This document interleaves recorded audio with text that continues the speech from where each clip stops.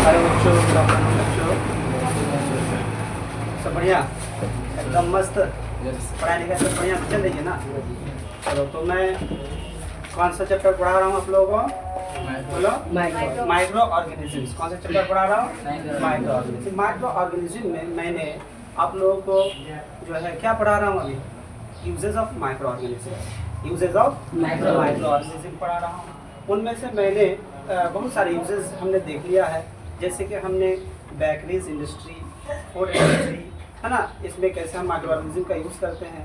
इसके अलावा हमने क्या देखा, इन्वायरमेंट में जो है कैसे उसका जो है भूमिका है, वो कैसा यूज होता है हमारे इन्वायरमेंट को क्लीन करने के लिए, जो है कैसा वो अपना अहम रोल निभाता है ना, ये सब चीज़ देख लिया।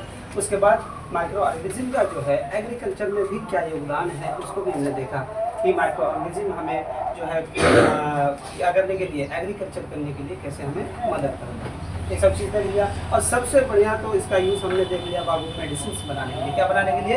मेडिसिन बनाने के लिए। मेडिसिन में हमने दो चीज़ें देखी थी, क्या? एक एंटीबायोटिक और एक क्या? वैक्सीन। क्या देखे थे हमने? एंटीबायोटिक और वैक्सीन देखे थे। तो एंटीबायोटिक और जो वैक्सीन हैं जो आज हमारे जो है मार्केट में अवेलेबल हैं, तरह तरह की बीमारियों से फाइट करने में हमारे बॉडी को मदद करते हैं। तो ये सारे के सारे जो बनाए गए हैं वो किससे बनाए गए हैं? माइक्रो ऑर्गेनिज्म से बनाए गए। ठीक है।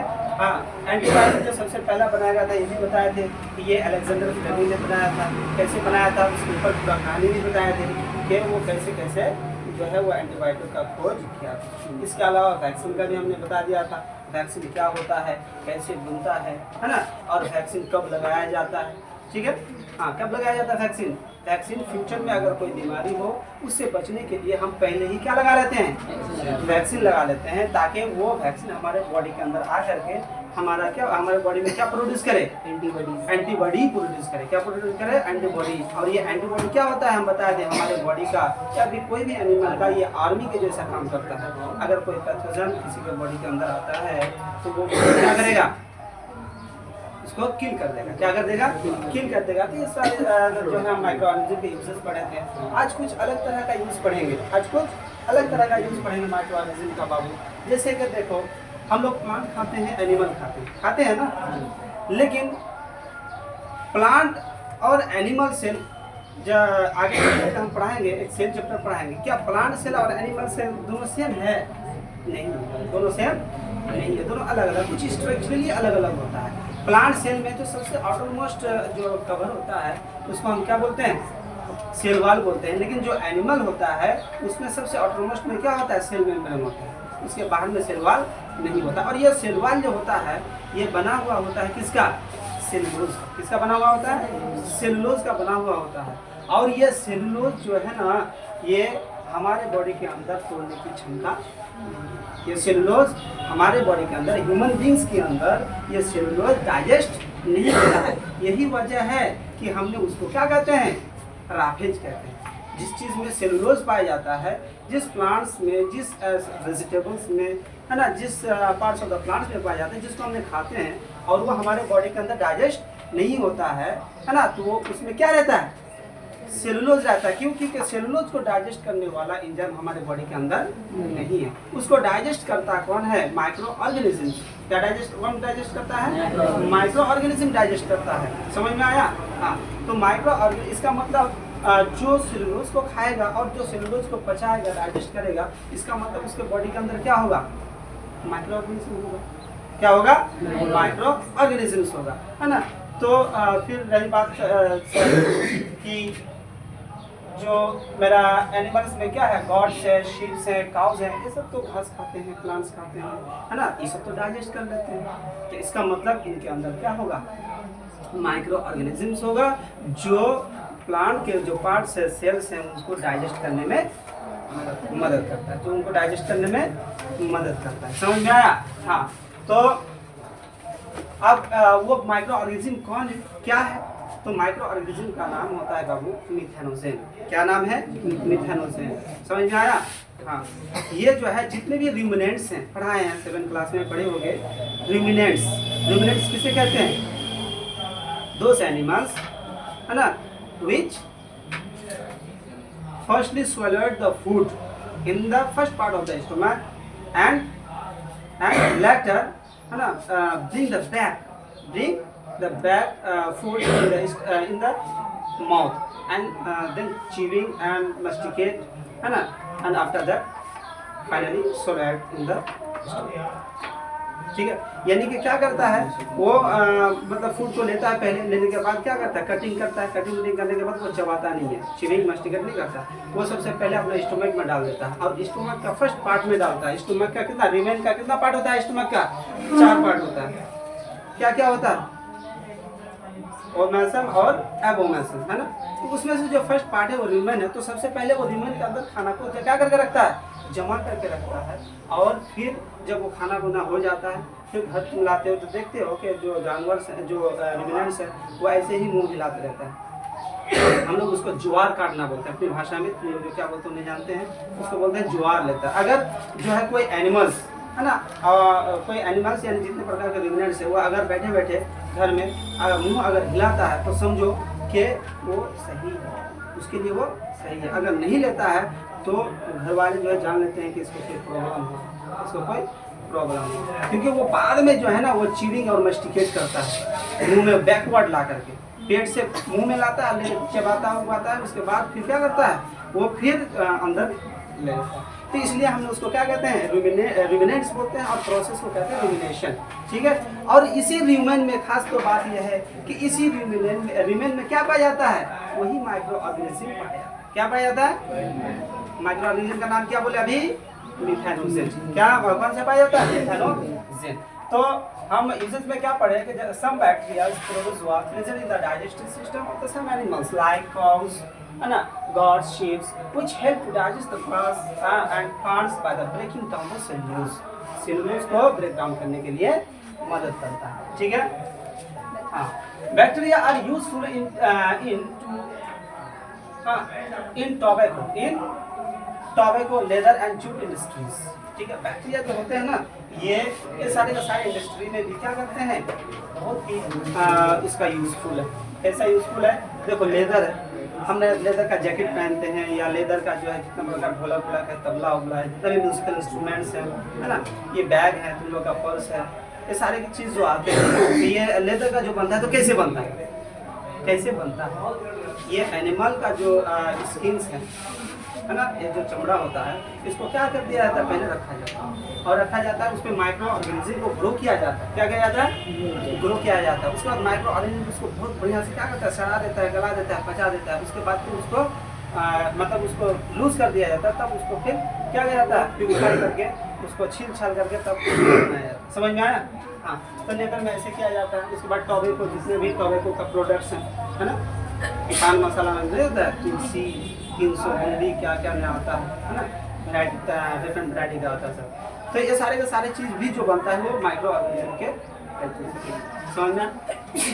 उसके अलावा ये तो फैमिलियर हो सब, जूट इंडस्ट्रीज में भी क्या होता है इसका यूज़ करता है। और मैं जानता हूँ कि सबको इसको जानते हो। कैसे जानते हो, जूट प्लांट देखे हो, जूट प्लांट से कौन सा फाइबर मिलता है, जूट का फाइबर मिलता है। तो जूट का फाइबर कैसे आता है, पहले हम लोग क्या करते हैं, जब जूट का प्लांट बड़ा हो जाता है तो जूट के प्लांट को काटते हैं। उसके बाद काटने के बाद ये बड़का क्या करते हैं, उसका बंडल बनाते हैं। क्या बनाते हैं, बंडल बनाते हैं, और उस बंडल को फिर हम लोग धूप में सूखने देते हैं ताकि पत्ती सारा झड़ जाए। 2 दिन के लिए रखते हैं ताकि सारे के सारे पत्ती झड़ जाए। उसके बाद फिर उठा करके हम लेके जाते हैं, तालाब में फेंक देते हैं। कहाँ पे फेंक देते हैं, तालाब में फेंक देते हैं, और उसको पानी के अंदर डुबा करके रखते हैं। समझ में, यही पानी के अंदर डुबा करके रख देंगे तो वहाँ पे क्या ग्रो करेगा, माइक्रो ऑर्गेनिज्म ग्रो करेगा। और प्लांट में क्या है, सेलुलोज है। क्या है, सेलुलोज है। उस सेलुलोज को डाइजेस्ट कर देगा कौन, वही माइक्रो ऑर्गेनिज्म डाइजेस्ट कर देगा, जिसके कारण उसका फाइबर लूज हो जाएगा। क्या हो जाएगा, लूज और सॉफ्ट हो जाएगा। उसके बाद जब बढ़िया से लूज और सॉफ्ट हो जाता है तो फिर हम लोग क्या करते हैं, मजदूर बुलाते हैं है ना, पीटना उठना लेके आता है, जहाँ पे नहीं बैक्टीरिया अटैक कर पाता है उसको मारता है। उसके बाद फिर उसके अंदर का जो लकड़ी है ना, वुड है, उसको अलग कर देता है, और फाइबर को हम लोग लेते हैं, सुखाते हैं, मार्केट में बेच देते हैं, फिर कपड़ा वगैरह आता है, फिर तुम। ठीक है, तो इसी तरीके से जूट इंडस्ट्री में जो है उसका यूज़ होता है। हाँ, अभी हमने बताया क्या कि कुछ बैक्टीरिया जो होते हैं वो रिमेनेंट्स के रूमेन में होते हैं। कहाँ होते हैं? रिमेनेंट्स के रूमेन में होते हैं और वो सेलुलोज को ब्रेक डाउन करने में मदद करता है। समझ में आया कि नहीं? वो माइक्रो ऑर्गेनिज्म कौन है? मिथानोजन। क्या है? मिथानोजन। यही वजह है कि जो एनिमल वेस्ट है या लीफी वेस्ट है इसको हमने बायोगैस में यूज करते हैं। किसमें यूज करते हैं? Biogas plant. अब ये बायोगैस प्लांट क्या होता है? बायोगैस प्लांट क्या होता है? तो एक भट्टी होती है बाबू, एक क्या है? भट्टी होती है। इसको पूरी तरीके से बंद कर दिया जाता है। यहाँ पे इनलेट होता है, यहाँ पे क्या होता है? अब ये बोतल नहीं, खंभा का बोतल नहीं समझ लेना है, बनाया इस तरह नहीं होता है। मोटा मोटी 20 मीटर नीचे गहराई होता है इसका, 20 मीटर नीचे गहराई का डेप्थ होता है और यहाँ पे इनलेट होता है। ठीक है, यहाँ पे तुम लेके आ गए हो जितना भी एनिमल वेस्ट है, गोबर है, काउडंग है, लीफी वेस्ट है, सारे का सारे यहाँ डालते हुए आकर के कहाँ पे आते हैं? यहाँ पे आ जाते हैं। और यहाँ का जो ये इन्वायरमेंट हम क्या करते हैं? वैक्यूम कर देते हैं। क्या कर देते हैं? वैक्यूम। वैक्यूम मतलब क्या? यार एब्सेंट है, जब ईयर एब्सेंट। अब तुमने क्या डाल दिया? एनिमल वेस्ट डाल दिया। और जो भी एनिमल वेस्ट यहाँ आएगा, एनिमल वेस्ट, तो यहाँ पे जो है ना कुछ बैक्टीरिया ग्रो करेंगे। क्या करेंगे? कुछ बैक्टीरिया ग्रो कर जाएंगे। लेकिन कौन सा बैक्टीरिया? बैक्टीरिया भी दो तरह का होता है बाबू, बैक्टीरिया भी दो तरह का होता है। एक बताए थे, एक ऐसा बैक्टीरिया जो एरोबिक मतलब जो एयर के प्रेजेंस में क्या करता हो? डिकम्पोज करता हो। क्या करता हो? डिकम्पोज। और एक ऐसा बैक्टीरिया जो एयर के एब्सेंस में क्या करता हो? किसी चीज को ब्रेक डाउन करता हो, डिकम्पोज करता हो। जिस तरीके से रेस्पिरेशन हो रहे थे, एरोबिक रेस्पिरेशन, एनारोबिक रेस्पिरेशन, इस तरह बैक्टीरिया भी दो तरह का होता है, एरोबिक बैक्टीरिया और एनएरोबिक बैक्टीरिया। इसका मतलब यह है कि बैक्टीरिया, एरोबिक बैक्टीरिया मतलब वो किसी चीज को सड़ाएगा, गलाएगा, डिकम्पोज करेगा तो ऑक्सीजन के प्रेजेंस में। लेकिन जो एनारोबिक बैक्टीरिया होते हैं वो ऑक्सीजन के एब्सेंस में किसी चीज को ब्रेक डाउन करेगा। तो हमने जो बायोगैस प्लांट है इसमें हमने वैक्यूम कर दिया, एयर को खत्म कर दिया, निकाल करके फेंक दिया। जो निकाल करके फेंकेंगे तो यहाँ पे एनिमल वेस्ट में ग्रो कर जाएगा कौन सा? Anaerobic bacteria. कौन सा? जो ही एनारोबिक बैक्टीरिया ग्रो कर जाएगा तो ये इसको ये क्या करेगा? डिकम्पोज करेगा। क्या करेगा? डिकम्पोज करेगा। तो डिकम्पोज करने से गैस बनेगा। कौन सा गैस बनेगा? बायोगैस। कौन सा गैस बनेगा? बायोगैस। अरे इस बायोगैस में क्या क्या होगा? बोलो। हाँ, ये बायोगैस बनेगा। और ये बायोगैस जो है ना, इधर से फिर एक आउटलेट रखेंगे। क्या रखेंगे? आउटलेट रखेंगे। और ये इस आउटलेट में क्या करेंगे? ये बड़ा सा टैंकी रखेंगे।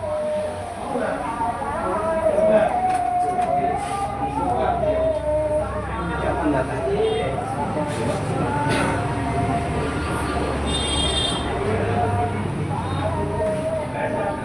ये बड़ा सा टैंकी रखेंगे और स्टोर करके रखेंगे। ठीक है, और तुम स्टोर नहीं करेंगे तो डायरेक्ट घर में लगा देंगे, तो पंखा उंखा चलेगा, डायरेक्ट चूल्हा में लगा देंगे, ये होगा। क्योंकि ये क्या है? इसको हम एज अ फ्यूल इस्तेमाल कर सकते हैं। ठीक है, तो जितने की बायोगैस है वो आके यहाँ पे आएगा सारा बायोगैस। और इस बायोगैस का मेन कंस्टिट्यूएंट क्या क्या है? मीथेन है। क्या क्या है? मीथेन है। उसके बाद क्या है? Carbon monoxide. क्या है? Carbon monoxide. और क्या है? और भी है मीथेन, कार्बन मोनोऑक्साइड और हाइड्रोजन। क्या होता है? हाइड्रोजन। समझना? ये तीन गैस बायोगैस में प्रोड्यूस होता है। और हम लोग जानते हैं ये इसके अलावा ये दोनों क्या है? ये दोनों क्या है? फ्यूल है। ये क्या है? इसको हम लोग फ्यूल के रूप में इस्तेमाल कर सकते हैं, ईंधन के रूप में इस्तेमाल करते हैं। ठीक है, तो इस तरीके से बायोगैस प्लांट जो है में हमने एनिमल वेस्ट को करते हैं। लेकिन यहाँ पे जो बायोगैस है, और देखो बायोगैस में जो हमने काउडंग डाला, काउडंग में पता है ये एनारोबिक बैक्टीरिया कहाँ से आया? ये भी सोचने वाली बात है कि एनारोबिक बैक्टीरिया कहाँ से आया। क्योंकि र्यूमेन में क्या है? अरे र्यूमेनेंट के र्यूमेन में क्या था? Methanogen bacteria. कौन सा बैक्टीरिया था? मिथेनोजन बैक्टीरिया जो होता है काउडंग के साथ बाहर, काउडंग के साथ कुछ बाहर। इसका मतलब काउडंग में कौन सा बैक्टीरिया पाया जाता है? Methanogen bacteria. कौन सा बैक्टीरिया? हाँ, यहाँ पे मिथेनोजन बैक्टीरिया पाया जाता है। मीथेनोजेन, और यही मीथेनोजेन बैक्टीरिया मीथेन गैस प्रोड्यूस करता है। कौन सा गैस? मीथेन गैस प्रोड्यूस करता है। ठीक है, और इसी को हम लोग क्या यूज करते हैं?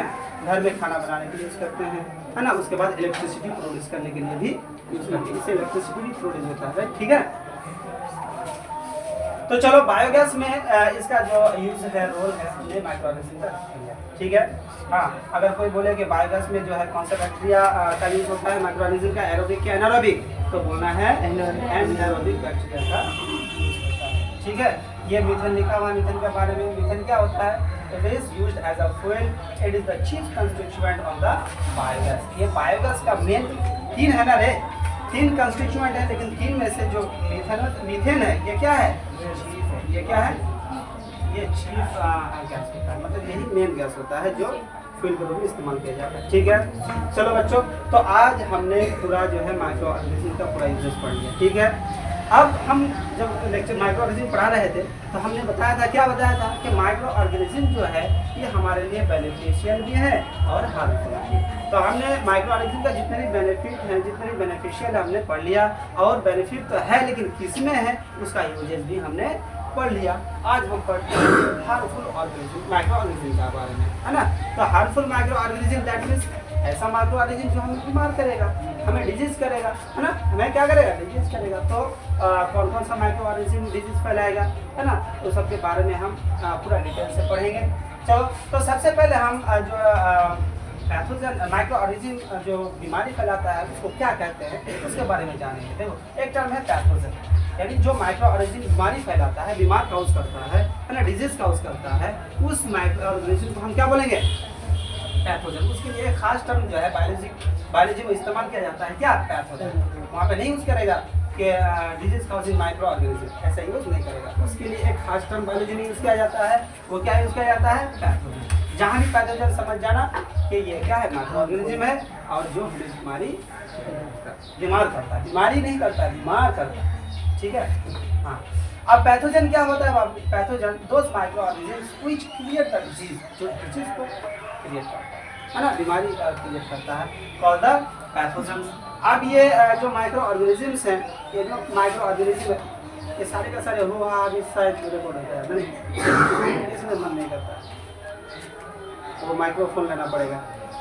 क्या बोलते हैं उसको, जो मतलब हाइड करता है बैकग्राउंड म्यूजिक, बैकग्राउंड साउंड को जो हाइड करता है। चलो बाबू, तो पैथोजन जो है ये हमें हार्मफुल फैलाएगा। कब फैलाएगा? जब हमारे बॉडी के अंदर आएगा, हमारे बॉडी के अंदर आएगा, या कोई भी एनिमल के बॉडी के अंदर आएगा, या फिर कोई प्लांट के अंदर आएगा। क्या पैथोजन सिर्फ एनिमल को ही डिजीज करता है? प्लांट को भी करता है, एनिमल भी करता है। कुल मिला के बात यह है कि जिसके अंदर जीव है, लाइव है, जो उसको बीमार हो। समझ में आया? तो अब ये पैथोजन जो होता है ये इनसाइड द बॉडी आएगा तभी तो बीमारी फैलाएगा। अब ये आएगा कैसे और कितने तरीके से आ सकता है? तो बाबू, ये हवा के माध्यम से आ सकता है, फूड के माध्यम से आ सकता है ना, वाटर के माध्यम से, और कट जहाँ पे कट लग जाए, जख्म वखम हो जाए, है ना। हम तो जानते ही हैं कि बैक्टीरिया प्रेजेंट इन एवरीवेयर, हम तो बता दिए हैबिटेट ऑफ बैक्टीरिया में बता दिए थे कि बैक्टीरिया क्या है? हर जगह मौजूद है। यहाँ तक कि तुम्हारे हवा में हम लोग जो सांस ले रहे हैं, तो सांस के माध्यम से ये हमारे आसपास से मिलियन एंड मिलियन बैक्टीरिया हमारे बॉडी के अंदर चले जाते हैं, लेकिन फिर भी हम बीमार नहीं होते हैं, क्योंकि उनमें से कुछ माइक्रो ऑर्गेनिज्म क्या होते हैं?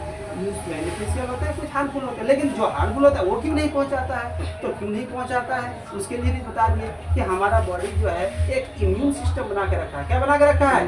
एक इम्यून सिस्टम बना करके रखा है, जो पैथोजन जाएगा उसके अगेंस्ट में एंटीबॉडी बना देगा। क्या बना देगा?